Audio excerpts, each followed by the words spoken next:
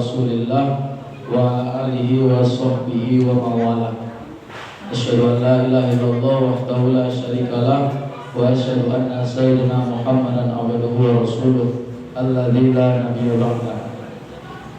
Ya ayyuhal hadirun, usikum wa nafsi bitaqwallah faqad fazal muttaqun. Wa qala ta'ala a'udzu billahi minasyaitonir rajim. Bismillahirrahmanirrahim. Ya ayyuhalladzina amanu taqullaha haqqa tuqatih wa la tamutunna illa wa antum muslimun. Hadirin bapak-bapak, ibu-ibu, para orang tua kami yang saya hormati dan yang dimuliakan oleh Allah Subhanahu wa taala. Malam ini kita masuk pada malam kedua Ramadan. Sebelum Ramadan ada hadis Nabi menyebutkan man fariha bidukhulil Ramadan harrama jasadahu ala niran. Siapa-siapa yang bergembira memasuki bulan suci Ramadan, maka Allah mengharamkan jasadnya ke dalam Al-Quran, ke dalam api neraka.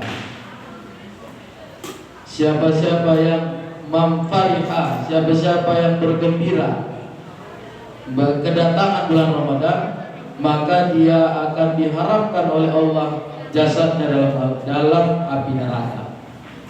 Ini sekarang sudah masuk.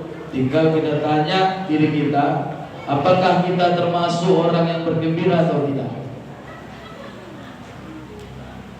Supaya mendekati makna yang bergembira yang disebut, ada hadis yang lain juga.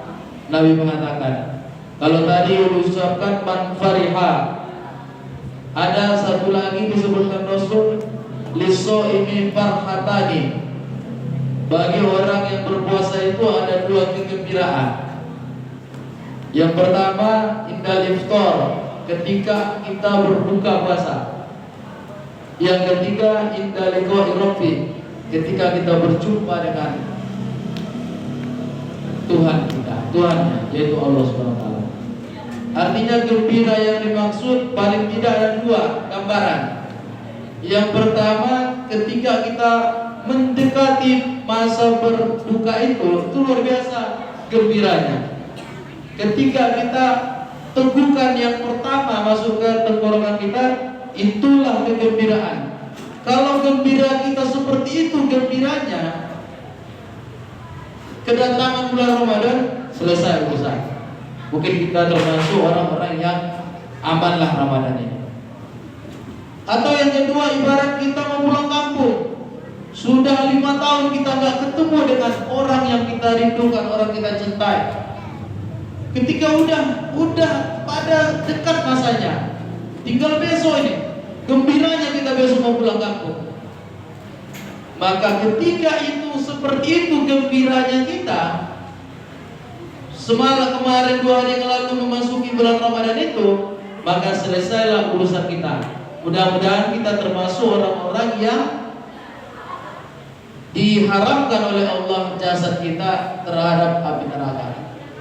Tapi yang menjadi persoalan, jangan-jangan tidak seperti itu, biasa-biasa saja. Ya udah biasa aja, dijalani aja lah. Datang Ramadan dia datang, udah dijalani. Tidak ada rasa gembira atau gembiranya biasa saja. Maka ketika ini posisi kita seperti ini, gak ada masalah. Bapak-bapak, saudara-saudara sekalian, maka kita belum termasuk yang disampaikan oleh Rasulullah, man fariha, siapa yang bergembira. Gak apa-apa, tahap yang itu kita lewat, kesempatan itu kita selesai. Maka kita masuk lagi ampunan-ampunan yang lain yang di dalam Ramadan itu luar biasa. Maka apalagi kata Rasul, man shoma Ramadana imanan wa ihtisaban ghufira lahu ma taqaddama min dzambi. Maka kita amalkan yang sekarang. Kalau tadi kita kurang bergembira, maka ketika masuk Ramadan ini kita manfaatkan semaksimal mungkin. Barangkali kita datang Ramadan ini momentumnya kurang baik, barangkali, maka kegembiraan kita agak sedikit terganggu. Maka ketika ini masuk Ramadan, malam pertama dan malam ini malam kedua, maka kita manfaatkan apa-apa banyak dalam bulan Ramadan itu. Banyak hadis Nabi yang mengatakan yang memotivasi kita untuk beramal, beribadah di bulan suci Ramadan. Bapak-bapak, saudara-saudara, orang tua saya yang saya hormati dan dimuliakan oleh Allah Subhanahu wa taala. BKM memberikan amanah untuk saya membahas mungkin sekilas tentang, yaitu temanya memakmurkan masjid. Qala Allah Ta'ala fil Qur'anil Karim dalam surah At-Taubah ayat 18. A'udzu billahi minasyaitonir rajim.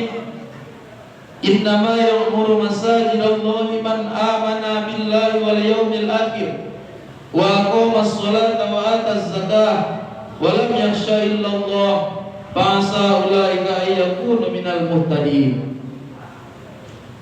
Sesungguhnya yang pantas memakmurkan masjid-masjid Allah hanyalah orang-orang yang beriman kepada Allah dan kepada hari akhir, mendirikan sholat, menunaikan zakat, serta tidak takut kepada siapapun selain Allah. Mereka itulah yang diharapkan termasuk golongan orang-orang yang mendapatkan petunjuk. Bapak-bapak, saudara-saudara yang dimuliakan Allah, memakmurkan masjid. Kita sering menyebut apa sih arti makmur? Sudah makmur sekarang ya. Ada lagi kampanye menjadikan rakyat Indonesia adil makmur gitu ya. Udah makmur ya sekarang. Apa maknanya? Terus kenapa disebut dengan memakmurkan masjid? Apa makna ketika kita melihat seseorang udah makmur sekarang ya, lalu dia marah kita, misalnya dia belum makmur. Apa makna dari situ? Apa sebenarnya arti makmur tadi? Sehingga kita tidak bisa, supaya kita paten ataupun supaya kita pas sesuai mengartikan ataupun menjalankan perintah memakmurkan masjid. Kata Allah, orang yang memakmurkan masjid itu hanya bisa dilakukan oleh orang-orang yang beriman. Lantas seperti apa sebenarnya memakmurkan masjid itu? Nah, dalam hal ini mungkin secara singkat ada dua sebenarnya makna memakmurkan masjid. Kalau tadi kita analogikan kepada orang sudah makmur ya sekarang ya, dia sudah makmur itu. Artinya Bapak Ibu berkecukupan. Jadi memakmurkan masjid, makna yang pertama mencukupi segala kebutuhan masjid. Butuh ampal, berikan ampalnya. Butuh kipas, sudah rusak, berikan kipasnya. Apalagi yang dibutuhkan? Seperti ini, supaya orang nyaman beribadah, dibetulkan segala kebutuhan. Maka itu salah satu arti daripada memakmurkan masjid. Jadi masjid itu tidak kekurangan sedikit pun. Itu disebut termasuk perilaku memakmurkan masjid. Tidak ada yang mengganggu untuk orang beribadah. Apapun maka dibetulkan, difasilitasi, dilengkapi. Itulah salah satu termasuk memakmurkan masjid. Kalau kita lihat sekeliling kita, berlomba-lomba orang memakmurkan masjid dalam pengertian yang pertama, membuat senyaman mungkin, ada AC, ada berbagai macam hiasan supaya orang berlomba-lomba masuk ke masjid tersebut. Salah, tidak salah. Memang itu makna daripada memakmurkan masjid.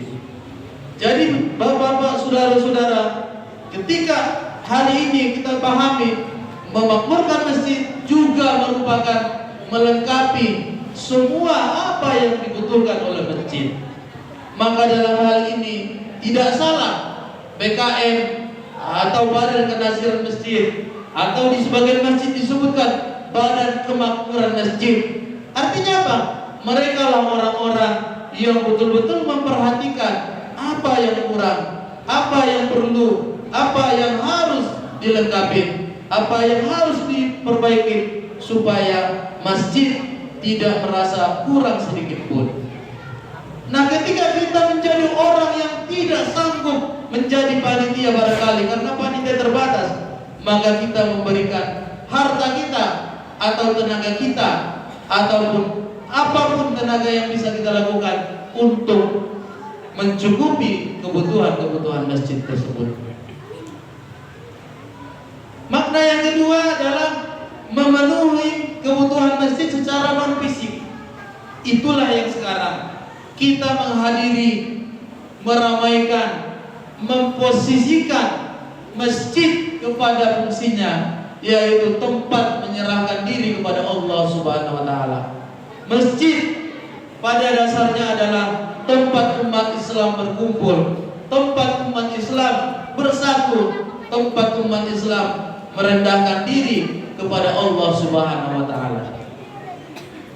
Saudara-saudara, Bapak Ibu yang saya hormati, begitu banyak hadis-hadis nanti setelah pulang bisa kita searching di internet, bisa kita baca beberapa buku hadis tentang bagaimana pentingnya sholat berjamaah di masjid. Terus bagi laki-laki berjamaah di masjid. Bahkan dalam sebuah hadis, orang buta sekalipun Rasulullah masih ancam harus dia wajib hukumnya datang sholat berjamaah di masjid. Nanti silahkan dibaca banyak sekali tentang hadis-hadis tentang motivasi supaya kita senantiasa melakukan sholat di masjid, mulai dari pahalanya sampai ke bermanfaatannya, sampai kepada silaturahminya dan lain sebagainya. Maka tidak mengherankan ketika Buya Hamka mengatakan umat Islam akan disegani manakala sholat subuh di masjid sama dengan jumlahnya seperti sholat Jumat. Kalau ini posisi umat Islam, maka yakinlah umat Islam sedang pada kondisi bangkit. Saudara-saudara, Bapak Ibu yang saya hormati dan dimuliakan oleh Allah Subhanahu wa taala. Ramadan memberikan momentum bagi kita latihan. Kita tidak bisa tiba-tiba menjadi orang yang alim, yang gak pernah sholat subuh tiba-tiba sholat subuh. Tidak bisa tiba-tiba. Itu semua butuh latihan. Kalau mungkin hari pertama kita masuk ke masjid, hari pertama sholat subuh ramai, makanya tidak mengherankan. Perhatikan di beberapa masjid ramai betul. Hari kedua berubah, hari ketiga berubah, hari seterusnya berubah. Kenapa? Karena tidak konsisten dan tidak istiqomah. Yang paling sulit itu adalah istiqomah, membiasakan diri. Dan yang membiasakan diri tidak mudah, butuh latihan karena di dalamnya ada tantangan. Kalau Bapak Ibu datang tadi malam sholat subuh ke masjid, yang tidak biasa sholat ke masjid tiba-tiba datang, itu masih biasa. Kita lihat besok, kita lihat lusa, kita lihat minggu akan datang, kita lihat sampai Idul Fitri. Kalau Bapak Ibu mampu melakukan itu semua, maka yakinlah kita semakin dilatih dan terbiasa. Kembali tadi kepada konteks memakmurkan masjid. Apa yang kita lakukan ini adalah pembiasaan, latihan selama 30 hari lamanya insya Allah. Maka yakinlah Bapak Ibu sekalian, yang paling sulit dalam kehidupan ini adalah istiqomah. Kenapa orang gagal mengecilkan perut? Mungkin seperti saya ya, menguruskan badan, karena tidak istiqomah. Olahraganya hanya sekali sebulan, tidak istiqomah. Begitu juga kenapa kita gagal nanti mengharap menggapai ridho Allah, menggapai predikat takwa, karena kita tidak istiqomah. Maka bulan Ramadan adalah momentum untuk kita menjadi istiqomah. Latihan. Ketika ada godaan sedikit, lawan. Maka tidak salah adik-adik kita, anak-anak kita ada bukunya di checklist. Sebenarnya perlu juga ini untuk kita orang dewasa. Kita ada checklist mungkin untuk Ramadan kita. Perlu juga nampaknya, mungkin BKM bisa juga menyediakan bagi siapa yang mau. Cuma tidak perlulah minta tanda tangan ustaznya gitu kan. Cukup nyampe di rumah, checklist. Hanya kita yang tahu dan Allah Subhanahu wa taala. Supaya nanti kita lihat di Ramadan akhir kita bagaimana rekor kita. Bagaimana bolong, berapa kali kita bolong dalam sholat duha, sholat tahajudnya, atau sholat berjamaah di masjid. Kalau rapot kita di akhir Ramadan menunjukkan sesuatu yang baik, maka insya Allah kita termasuk orang-orang yang berhasil. Tapi kalau enggak, maka mungkin kita butuh latihan lagi. Tapi bapak-bapak, ibu-ibu, saudara-saudara sekalian, kenapa ada anak kita, adik-adik kita melakukan ada buku? Itu adalah bentuk daripada latihan, bentuk daripada pembiasaan dan pendidikan. Kalau kita juga kita rasa butuh, menurut saya tidak ada salahnya kita juga melakukan hal yang sama. Mungkin bukan, tidak perlu kita umbar-umbar, kita cukup catat di kamar kita masing-masing.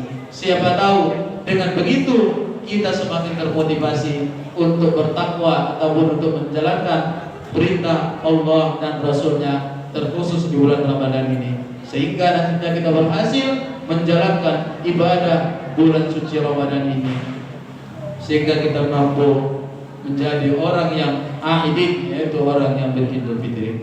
Kiranya demikianlah ceramah yang singkat ini sebagai kesimpulan, bapak-bapak, saudara-saudara sekalian, bahwa tugas kita sebagai orang beriman wajib hukumnya memakmurkan masjid. Itu tadi baik dari memakmurkan secara fisik, memenuhi segala kebutuhan apa yang dibutuhkan oleh masjid, maupun secara non fisik, yaitu menghadiri, melakukan ibadah di masjid, baik tadarus, mengaji, iktikaf, dan lain sebagainya, baik kegiatan-kegiatan sosial yang ada di masjid, karena itu semuanya adalah untuk kebaikan umat, yaitu untuk silaturahmi di antara sesama umat Islam. Kira-kira demikianlah ceramah yang singkat ini. Jika ada kata-kata yang salah, mudah-mudahan Bapak Ibu semuanya mampu memberikan maaf kepada saya. Wabillahi taufiq wal hidayah. Assalamualaikum warahmatullahi wabarakatuh.